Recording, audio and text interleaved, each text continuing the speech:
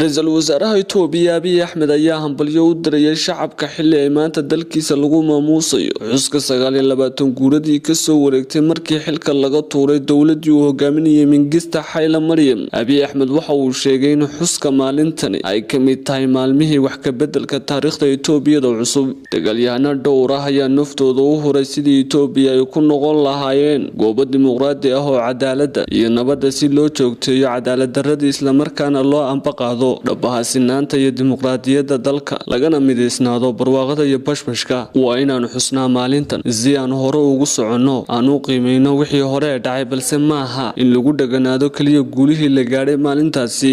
Jabhadii dawladii military uu hogaaminayay Mengistu waxay qayb ka ahaayeen jabhadii ay lahaayeen Soomaalida dalkaasi Itoobiya. Hogaamiyaha Mengistu Haile Mariam waxa si weyn loogu xusuustaa dagaalkii 1977 uu la galay dawladda Soomaaliya uu hogaaminayay General Maxamed Siyaad Barre. Xamse Dabaale, Telefishinka Star.